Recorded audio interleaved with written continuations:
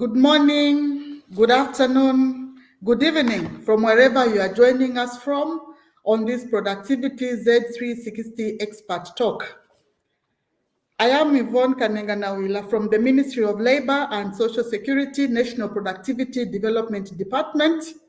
I am glad to say that we've been bringing this Productivity Z360 Expert Talk for a good 12 months now from the time it was launched by the Honorable Minister of Labor and Social Security, Honorable Brenda Mikatambatamba, MP, on 11th August 2023. It has been a journey well spent.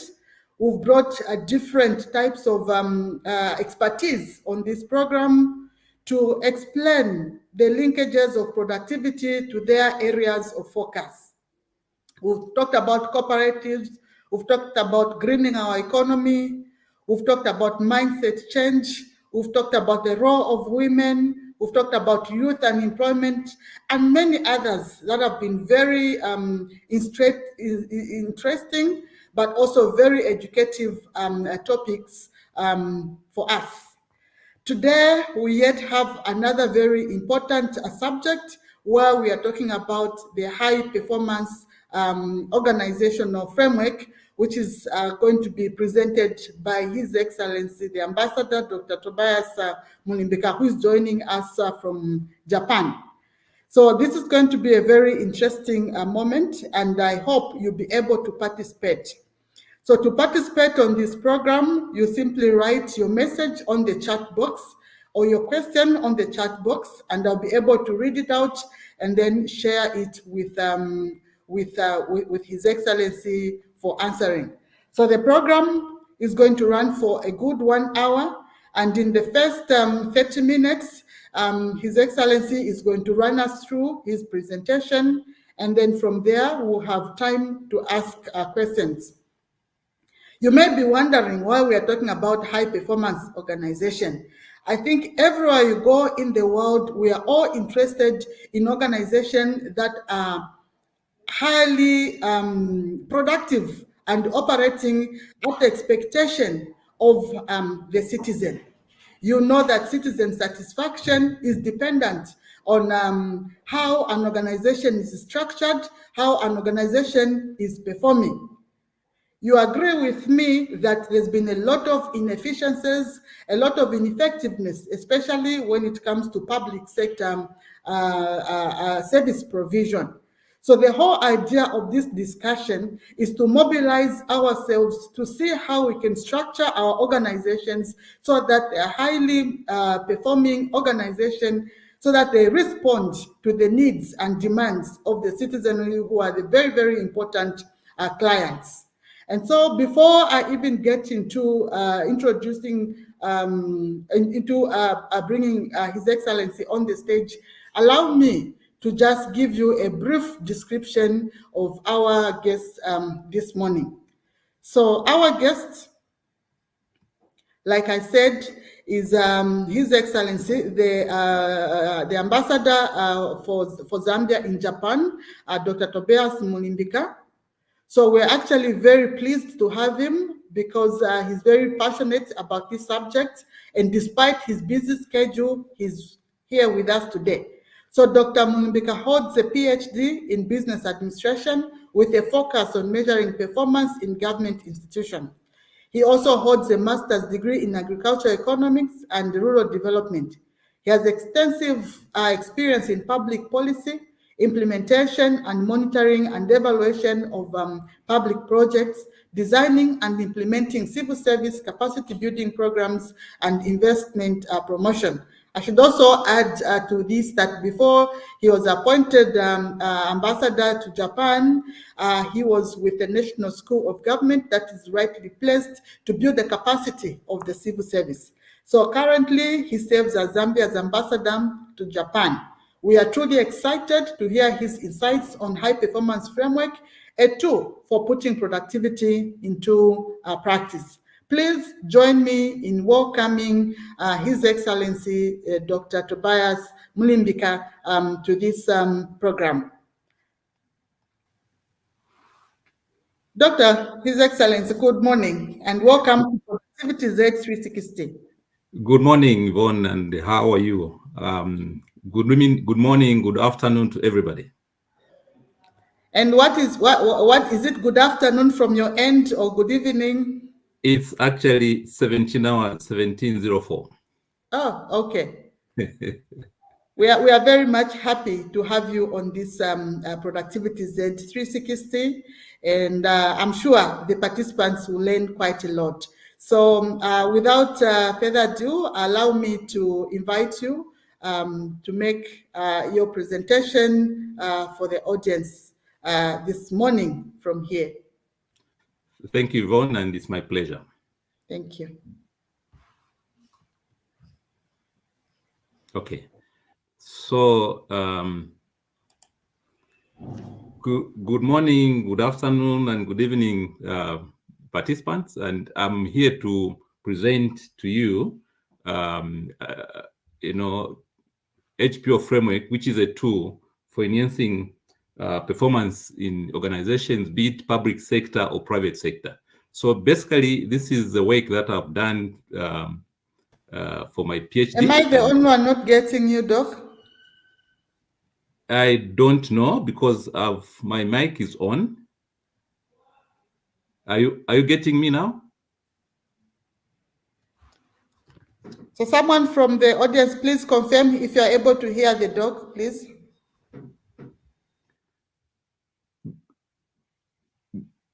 Good afternoon, good morning, and good evening.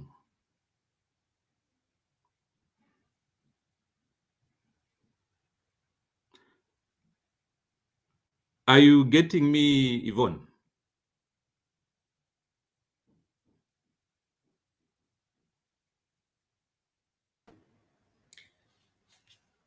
Can I hear an indication from the participant if you are able to hear him? I can't hear him from my end. Okay, but I'm getting you myself. Are you able to hear me, Doc? Yes, I'm getting you. Hello? I'm getting you. Yes, I'm getting you.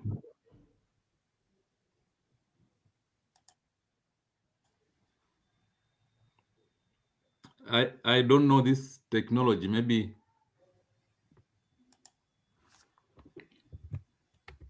Someone through the chat to comment if you're able to hear him. Okay. Okay, so you're being heard. I think it's only me. Let me just check my connection. So you can. Thank you very much. So I was talking about the HPO and the fact that this is the work that I've done. I think principally starting in 2010 when I was with Cabinet Office. But so what I'm going to do today is to explain to the audience about the genesis of the HPO journey. Then I also try to touch on HPO, high performance organization vis-a-vis productivity, and also explain how HPO becomes the backbone for productivity.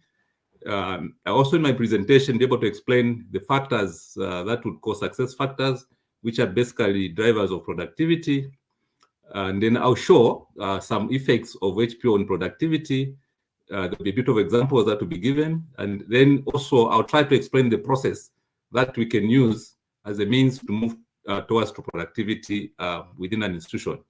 Then I'll also talk about what is called transformation approach to HPO, which is basically talking about creating a pool of coaches within an institution.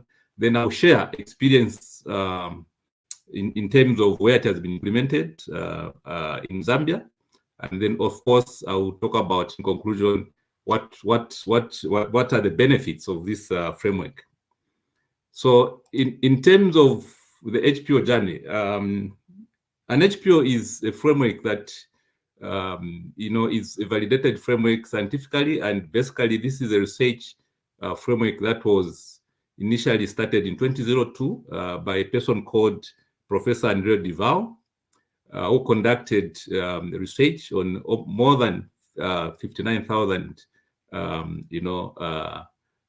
participants, and then also conducted diagnosis using the same framework to see its validity, on 356 organizations. And out of those 356 organizations, 20 of them, rather 70 of them, were able to transition from, to high performance institutions. Also, in a number of books have been published. So far, there are 15 books. There are also a number of academic papers. I myself have produced 5 academic papers and one book, which was part of my PhD. Now, when we talk about HPO, what is HPO? What is the definition, and how does it relate to productivity? Basically, when we talk about a high-performing organization, is an institution or an organization that is performing better than its peer group. For instance, the Ministry of Labor compared to Ministry of Community and the Ministry of Community, or another ministry, a government institution. And this should be measured over a period of 5 years, and focusing basically in a disciplined way on issues that matters. In this case, we'll be talking about delivery of service to the public, issues of making sure that money is used for intended purposes. So when you talk about all these things, you are basically talking about productivity. And when you talk about productivity, you're basically talking about efficiency and effectiveness. And when you combine these two, effectiveness and efficiency, you are basically talking about an institution becoming an excellent institution, which is basically talking about organization excellence. So we are basically talking about HPO. So when we talk about HPO, we are talking about productivity. So how is HPO the backbone of productivity? So what it is that when you use this framework, you'll be able to increase there is value added in terms of the services that customers are receiving. It also enhances the energy within the employees that are in the institution. People are happy because there is acceptance of the processes that are introduced in the institution. But also it enables the leaders to focus on what matters in the institution and what that makes difference for them to move as an effective or efficient institution. And also you use the same framework to stay at a high performing level. So you'll be able to compare yourselves and how you're moving and what are the challenges and what are the issues that needs to be put in place to move towards a high performing institution. So now, in terms of the HPO framework, what is this framework? This framework is basically has 5 characteristics or 5 factors. Which if broken down, there are 35 characteristics. So these are basically drivers of productivity. You are talking about management quality, which I'll explain later. You're also talking about employees quality. You're also talking about openness and action-oriented of an institution. You're also talking about issues to do with technology, continuous improvement, and renewal. And also you are talking about the long-term orientation, the issues of strategic planning, the issues of vision of an institution. So in terms of detail, when we talk about management, we are basically talking about the quality of leaders. We're talking about the people that are managing these institutions. Are they trustworthy? Do they have integrity? Are people that are able to instill confidence in the people that they are working with? Are they role models and be able to coach the employees? Are they able to make quick decisions and take actions? And this is one of the major problems sometimes in government, where people take too long to make decisions and things do not move. So there's also issue of being decisive with non-performance. When people are not performing, either you charge them or you train them, and you have to make a decision. And are they also result oriented? So these are the characteristics that are able to use as to measure the quality of management, the factor quality management. Then in terms of employee, we are talking about the employees. Do they feel responsible for the results when they are working? Are they flexible and resilient, agile? Are they able to be moved around and be able to do things whenever they're needed? Is the workforce diverse and complementary? It's in terms of, is there good cooperation, internal and external? good cooperation? Do they work together? Are they in harmony? There are no conflict and so on. And how do they relate with the external stakeholders? When you talk about openness and action orientation, you're talking about, within an institution, the people are able to dialogue, decision making, people are able to involve employees in decision making. There's also knowledge sharing and learning, and also, the institution employees are open to change and they allow making mistakes. This is very important. We need to understand that allowing making mistakes is one of the aspects that would motivate employers, but we need to understand the definition of a mistake. A mistake is something that you should not be able to continuously repeating and doing it and call it a mistake. A mistake is something that when you do it, you did not intend to do it, but you did not even know that this will happen. So you learn lessons from that act, and then meaning that next time you probably not repeat the same thing. So if you repeat it, then that's not a mistake.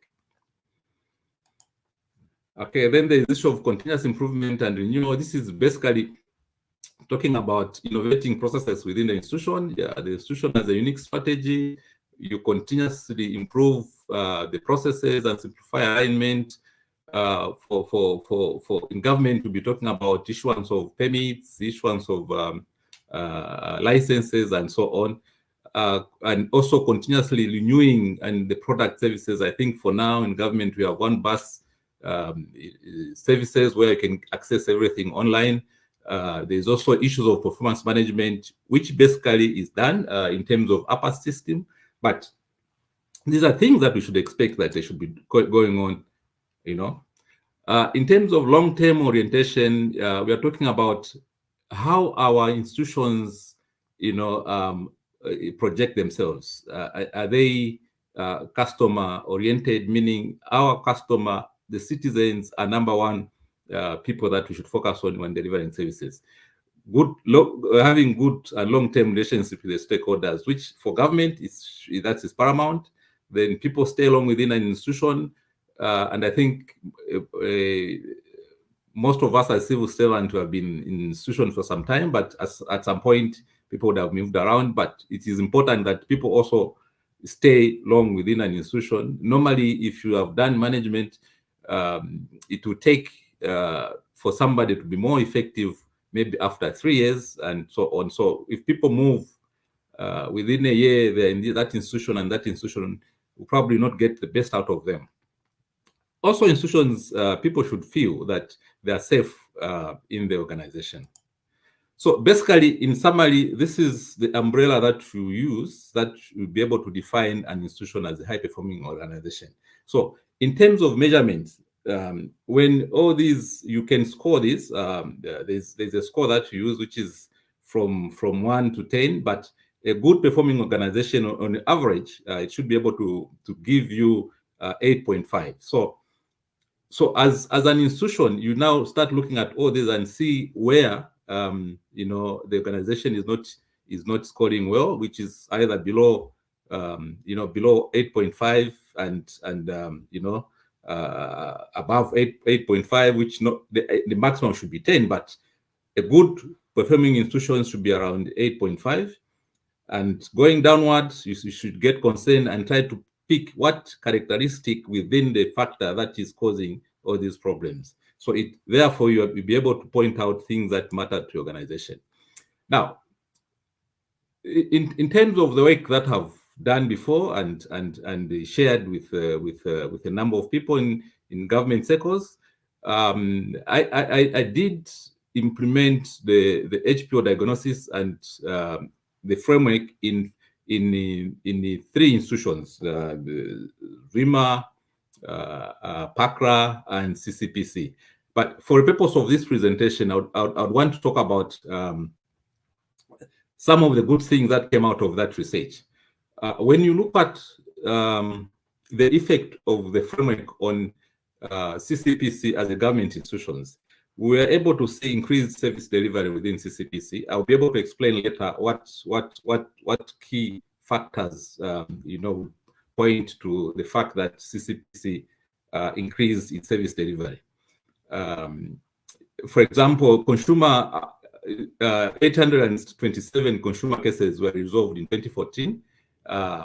As this is when we started the HPO in 2014, but as we are moving, you see that it has increased to 1,957, resolved in 2016, and more than double in 2020 when I did the last assessment for them. And recoveries for consumer, people that presented issues to CCPCs and recoveries, you can see that the values were increasing. The same example for Acta Data in UK, which was able to increase its doubling its turnover and profit for after 3 years. In Philippines, the food company was able to increase its revenue by 300%, and so on. The Netherlands, we had also seen some good achievement in terms of satisfaction with the customer. So basically, an HPO framework is a do-it-yourself framework. You can transform, the organization can be transformed internally using the resources that we have, using the leaders that we have, using the employees that we have, to high performing, to higher productivity. And quoting from one of the writers, Agawa, would say that, for example, self-realization is the best teacher and self-learning is the best teaching. So self-practice is the best motivation. So HPO will allow you to do self-realization, to allow you self-learning. You're able to teach yourself, and then you're able to practice and be able to move to high performance. So in terms of it also deals with, so this is a framework that is more so comprehensive. It can also deal with change management. So what I'm showing there as the slide is basically showing you the processes that an institution would need to go through to move from where they are to high performing or to higher productivity. So you have to assess yourself. First, you start in an honest way, you look at the organization, look at yourself, and then you say, how are we doing in terms of performing? How is our productivity? The next thing you do, you look at the nuts and cracks to say, what is it that is happening? What is the challenge? What is the problem? What are the issues that need to be addressed for us to move from where we are now to an HPO institution? From there, you have to establish now the baseline to say, okay, currently we are here and we need to move to this level. So when you move, we are saying move to this level, you're basically talking about you measure your effectiveness or your efficiency, which takes you back to productivity. For example, if your revenue today is you at say $1 million and you want to increase it to 2 million, which is 100%, then you have to set that target. Then after that, then you strengthen yourselves, identify areas where you need to improve, and put in an action plan, and working together, you move to success. So, how HPO transformation approach works?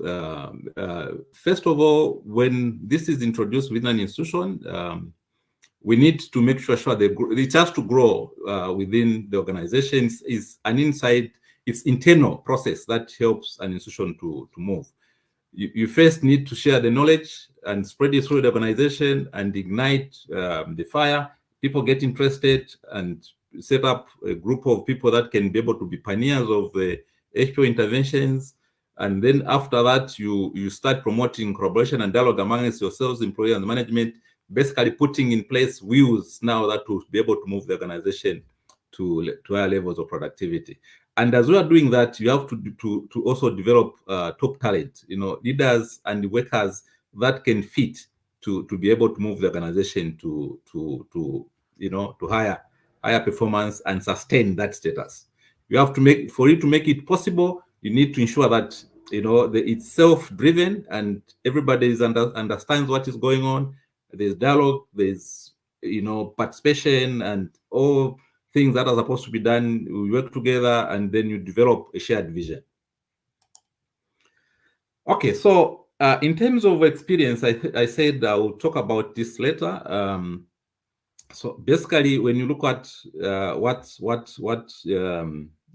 CCPC went through, the journey began in 2014. Of course, by that time I'd already started work. I think I started doing this thing in 2010. But CCPC,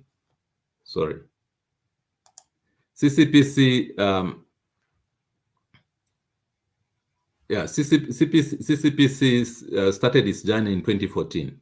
So the program, we know it was embraced by both the CCPC board and management, and the institution underwent an HPO diagnosis to ascertain the level of performance, meaning where are, what level are they on all the 5 factors. So diagnosis was based on the 5 factors: management quality, employment quality, long-term orientation, openness and action orientation, continuous renewal, and long-term strategy. So after that, institution now, needed to focus on what areas do they need to address to achieve a score of 8.5. Remember, I said for you to be an HPO, you need to be 8.5 on average on those 5 factors. So in November 2014, they were at they were relatively doing well. Actually, they were at 7.9. March 2016, they basically achieved. That is after 2 years. They basically achieved high performance status. They were at 8.46. And then we wanted to see what was happening. In October 2016, again, I did an analysis and diagnosis, and they had gone beyond high performance, actually super performance. They were at 8.9. So CCPC's experience, just to give more details on what transpired, they were able to set themselves, first of all, they set themselves a vision, which was to be a team that delivers exceptional public service. And this is key, and I think this is what all of us want to see. So they also said they wanted to have their signature in terms of, for them to achieve that, they said we are going to have 0 tolerance to corruption, 100% transparency, and excellence was their way of life. So what we saw was that individuals' performance pledges were developed. The provincial performance and monitoring visits started happening. Frequent sharing of strategic objectives, ensuring that staff understanding the linkages, between individual departments and institution. There was collective participation in most of the strategic activities in the plan. There was the appraisal instruments put in place, and so on. And there was institutional and inter-depth analysis of what was happening. One of the things that perhaps is not even mentioned here, which was very interesting for CCPC, there's a period that we had experienced load shedding like now, but they were able to share work. The people that were in Lusaka, for example, if they have load shedding and there's a case that they are supposed to look at, they would send that work to for instance, to Chipata or to Ndola. Then the officers in Ndola, they work on that work, and the following day they'll continue. So there was somehow some understanding and continuity in terms of how the activities were being done. So this process worked well because we appointed coaches within CCPC, and then there was effective communication. There was open door policy. At that time, the chief executive actually had put that as one of his goals, and people were able to share work on WhatsApp platform. They used to have team building events and continuous motivation, planning, and also introduction of toll-free lines. They introduced management systems for complaints and applications, and so on and so forth. So you can see that there's a lot of innovation that would go in once you put in this process of HPO. So in terms of the impact, on this HPO innovations or HPO process on productivity. Obviously, from the discussion, you see that there was enhanced public service delivery, improved work performance and productivity, increased morale and satisfaction, and motivation for employees, improved employees' engagement and relationships. We also saw corporate image and attraction, being enhanced, and employees were happy to remain with CCPC. And then there was some continuous growth within CCPC. So, because of all those things that I've spoken about, we have discussed, you'll see that CCPC experienced, some good results from this framework. This is one of them was that their best, all these awards they received and certain things improved. They won the Best Public Service Delivery Organization Award of 2016. They also got an award as the best institution from Zambia Institute of Marketing, that 2016 again. World Bank Group Advocates Contest on Competition and Consumer, they got that continuously. 2016, 2017. Africa Public Service Award, Best Ethical, Well-Managed, Transparent and Accessible Cabinet Office.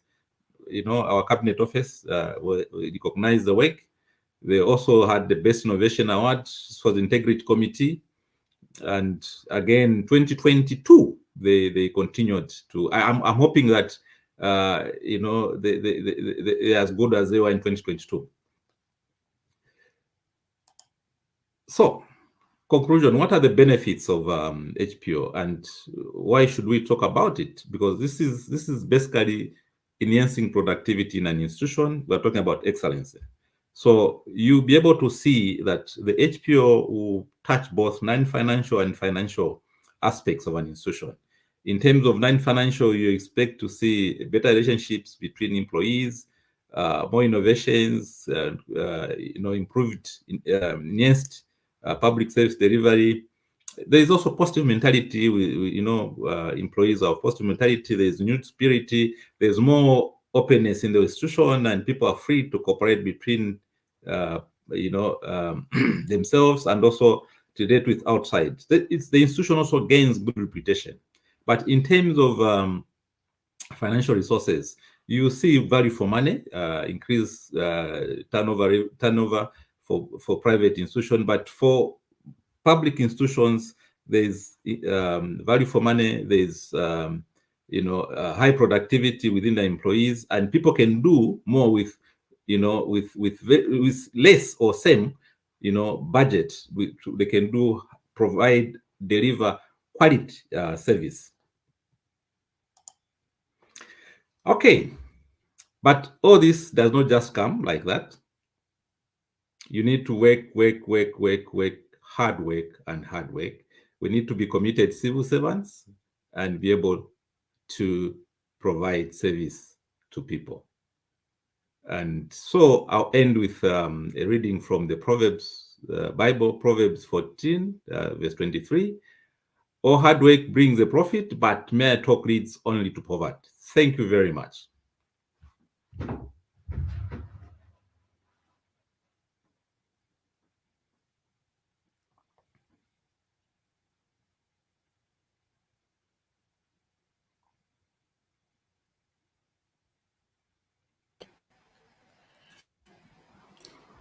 Thank you very much, Ambassador, for this very well made presentation. I think very clear and very straightforward and very powerful for anyone who is planning to transform their organization.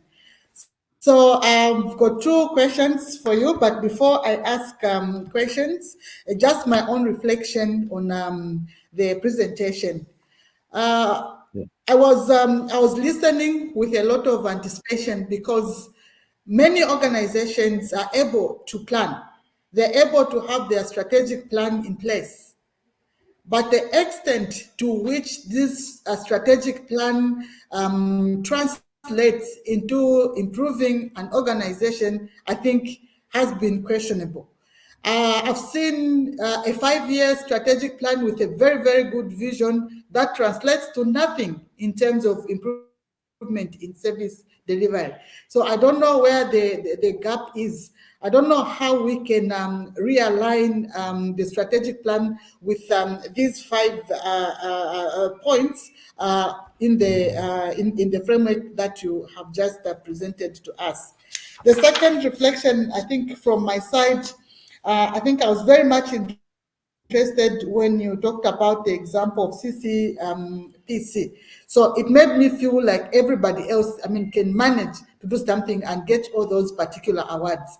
And then now I am asking, how can we apply this kind of framework to other types of organizations, such as micro, small, and medium enterprise, or something that I am doing at individual level? Because in productivity, we are trying to look at different organizations, and we think that it's these small organizations that can also grow to become a bigger organization. So is it practical? Is it possible for us to use this framework, for this category of people?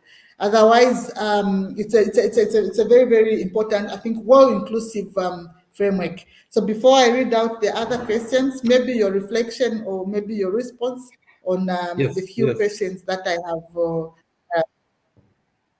Thank you very much, moderator. These are very, very important questions. The question on the implementation of strategic plan. We have a good strategic plan, and it's not implemented. And how can these 5 factors that I talked about, how can you use them? The 5 factors are like a wheel. So when you talk about implementation of strategic plan, you are talking about the type of management that is in place. How are they driving the implementation of the strategic plan? And that management, what kind of employees do they have? You can have a good plan, a good strategic plan, a good vision, but if the employees are not motivated, if the systems, you do not have systems to deliver equipment, you might not achieve that strategic plan. So basically, all the 5 factors that I talked about of performance need to oil. They need to work together, so they drive each other. The human resource, the employees should be motivated.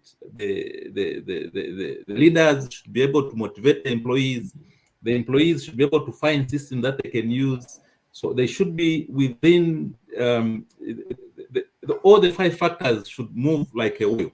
So if any of these factors, or so to say, because there are 35 characteristics, any of these characteristics from my research is not paid attention, do not pay attention to any of them, you probably see a problem where, so basically what I'm saying is that a strategic plan can only be implemented if we have all these resources, everything that is supposed to move with it.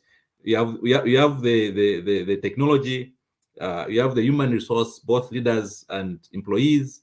Then you also have put in place the equipment. For example, you are able to do this because government has facilitated you to have a computer and to innovate and be able to live stream. So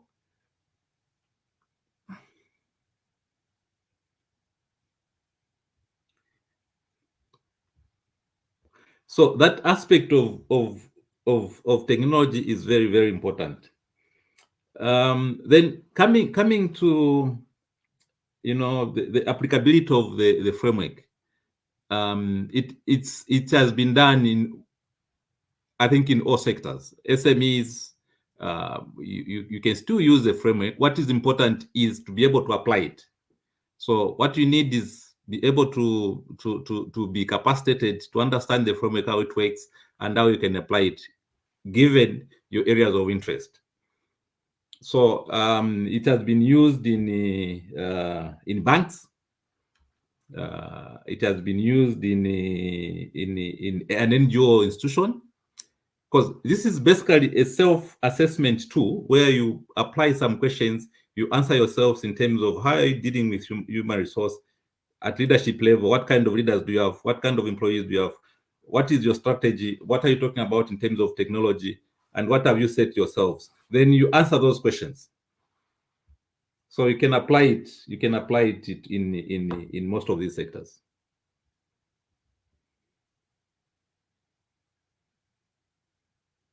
I hope you got my answer, Yvonne.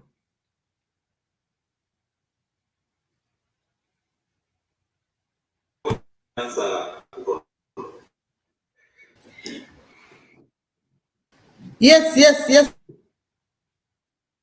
Ambassador. I got you loud and clear. I think you've also, somebody has asked in the chat as to in the civil service and how long it can be done if it has been implemented in the civil service. So the question is, can this be implemented successfully in the civil service? If yes, how long can it be done? And then the other question is asking about the rewards internally. How do you provide the reward system framework, to support this internally? Because in the case of, I'm sure it's coming from the case of CCP, where the awards have been recognized by the others. So when the employees participate, are they able also to get some awards? Is it tied to some award framework? Something like that. Okay, so I'll start with Your Excellency, have you gotten the two questions? Yes, I've gotten the two questions. The first one is about how long can we, if it is applicable in the civil service, how long can it take? Then the other one is the awards that CCPC got, but can we also have these awards at personal level, at individual level, at employee level, right?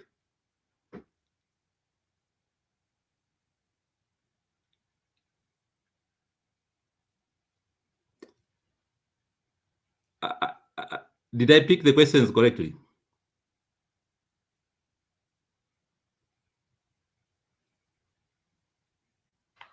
Yes, Doc, we did. Okay, so in terms of the civil service, remember when in my introduction I said I started this work basically in 2010. So the first application was in the Ministry of Commerce.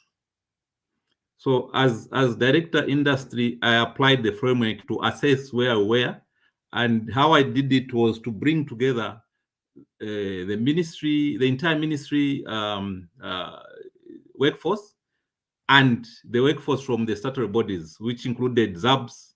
That time, ZABS, we have that's the Zambia Bureau of Standards. We have CCPC, PACRA, ZWIMA. Yeah, so there are five institutions were including the ministry. So I applied this questionnaire and assessed where we were in terms of performance. And at that time, we actually found that we were not doing very well as a ministry, especially in the area of I think it was the area of continuous improvement and renewal, but also the institutions themselves, because the assessment was done at institutional level. I did analyze for PACRA, for ZWIMA, and so on. So we found various institutions were performing at different levels, and so this is where the interest came from. When I presented these results to the secretary to the cabinet, then Dr. Msiska and PSMD and I think MDD, it came to light that it was a very important framework. And CCPC, ZWIMA, and PACRA immediately jumped on board to say, we want to implement this in our institution. So basically, CCPC, these institutions that I'm talking about, these are government institutions, and the Ministry of Commerce is a government institution, it's purely government. So the results that we have seen in CCPC, the results that probably you've seen in PACRA and ZWIMA, are results that started with, basically you should be able to see something within the 2 years. Okay, but in terms of relationships within an institution, in terms of it's within months in terms of relationship with employees and so on, and identifying areas of where you need to bring about change to enhance your performance or delivery. The moment you do the framework, you do the assessment, you'll be able to pick those areas and be able to start implementing. So you pick those areas, develop an action plan, and move on and so on. But in terms of seeing, remember, productivity and as it relates to high performance organization, it has to be sustained. So when you have assessed today that they're doing well, that does not mean that you are a high performing institution, because the following day you might not be performing well. So a high performance institution is an institution is an institution, or a good institution that is doing very well in terms of productivity is an institution that is able to sustain that level of service delivery. Now, in terms of award system, of course. What is this now?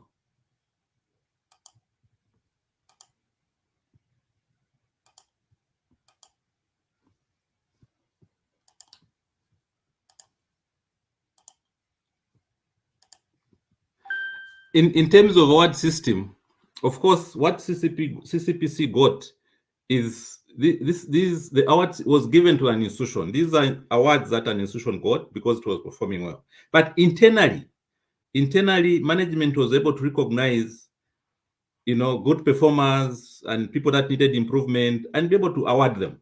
So within an institution, you can be able to identify a mechanism to award those that are doing well, and those that are not need training and so on, that can be put in place.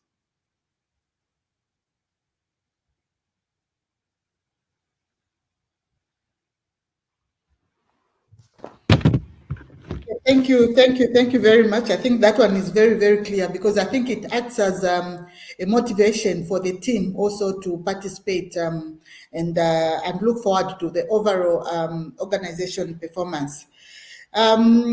His Excellency, the President has been talking about high performance. I think he expects a lot from all the citizens, not only from the public service, but from everyone. He's always been insisting on hard work, hard work, hard work. And as you have rightly quoted, all hard work brings the profit, but mere talk leads only to poverty. Our poverty levels in the country are actually extremely unbearable, looking at the nature of resources that we have as a country. So in terms of balancing the goals of an organization and the national goals, how does the framework fit in this overall goal of the nation, so that we are able to link, so that not only an organization is performing, but also the nation at large benefits from this high performing organization through its alignment to the overall national goals. And then another question that has come is the output versus outcome. There's been too much focusing on outputs. So all we want is to record, to say this done, this done. And at the end of the day, the organization cannot record, the overall outcome, which is about satisfaction, which is about value. Productivity is about value created, from the resources that we have, and optimal utilization of the resources to create value. So what do you say? What do you think about output-based budgets? And all our, for example, in the public service, all our reports are on outputs. Number of people sensitized, 2,000. Number of workshops attended, 30. Are these going to help us become higher performing organization? Is there need for us to change focus from outputs to outcomes? What are your views, I think, on these two aspects that I've talked about? Thank you very much. This is a very important topic, huh? And I can see that we are getting there together. So when you talk about, first of all, I'll start with how does this framework contribute to overall development in a nation? Service delivery in government is delivered through various institutions. So it's basically, we are saying that the government works through Ministry of Commerce, Ministry of Labor, Cabinet Office, and so on. So collectively, if all these institutions, are made to be high-performing institutions, there is productivity.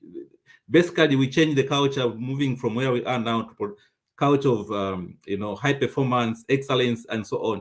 It means that ultimately people receive good, better service delivery. Decision-making processes will be enhanced.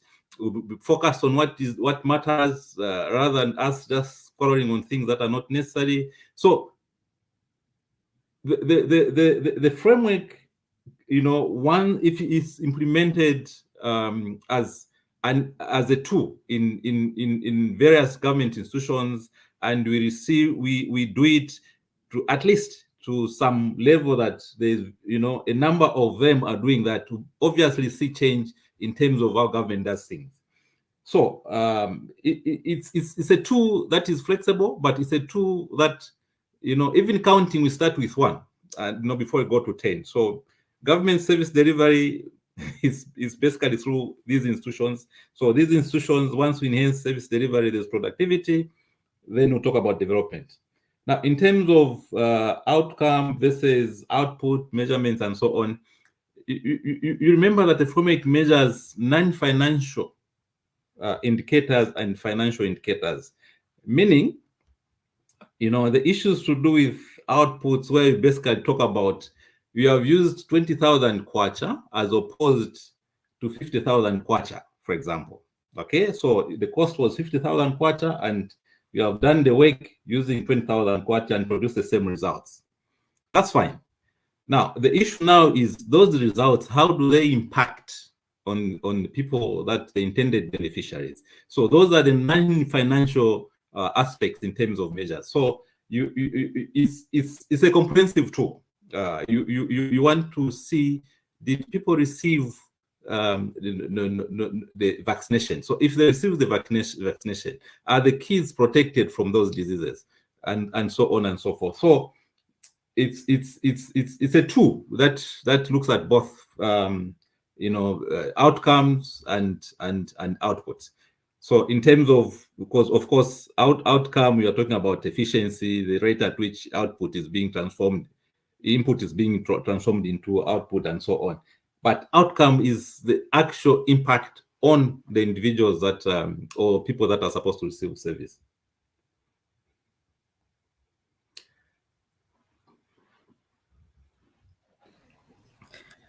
Thank you very much, Your Excellency, for answering our questions. I know there could be 1 or 2 questions that are still coming. We still have about 8 minutes. I just wanted to inform the viewers that the Ministry of Labor and Social Security, through the National Productivity Development Department, does measure productivity in the country for about 19 sectors of the economy.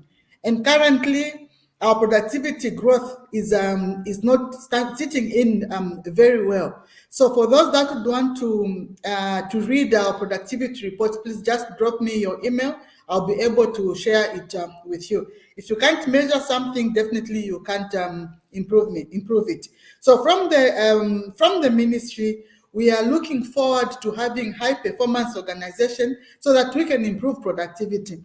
I mean, productivity is a catalyst to economic growth. Everything else that we want to achieve is centers on how effective and how efficient we are. Competitiveness, profit making, all these are attributes of productivity. And I hope our listeners today have gotten 1 or 2 things.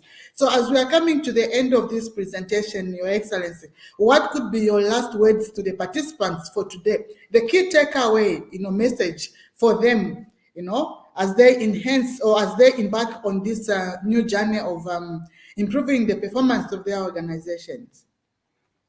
Thank you. In moving to excellency, I think what is key is to focus on what matters in the institution.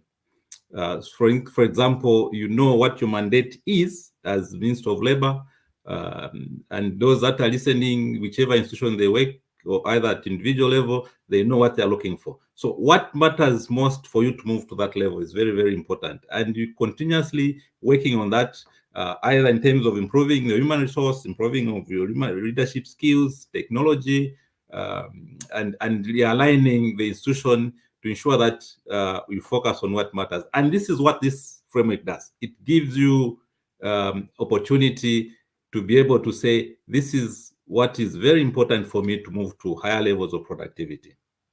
Thank you.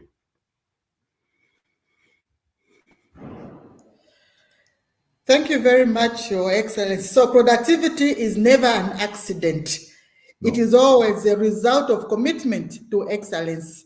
You know, Paul Mayor once said, before this we chatted on Japan and its journey, you know, yes, on productivity and looking at where it is and where it is coming from. It is not something that people went to the mountains to pray, you know, spend sleepless nights praying, but it's something that they had to plan for, and this can also be applied for us. So it has been a very, very good discussion, very fruitful. We have learned quite a lot, Ambassador, and we are very grateful for joining us. Please join us again when we call upon you. This is your program.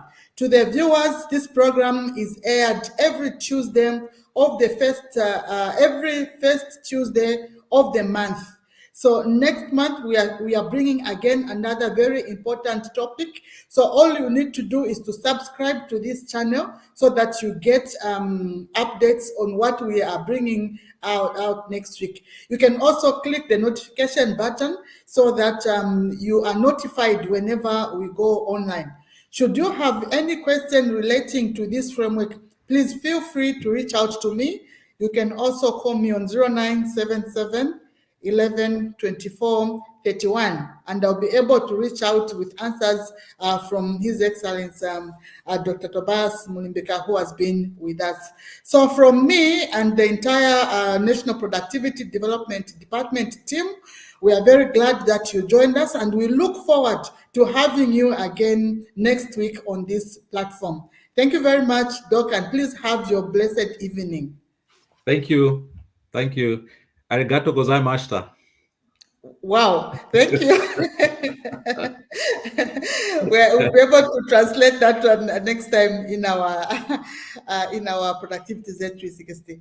So thank viewers and listeners, please enjoy your productivity for this week.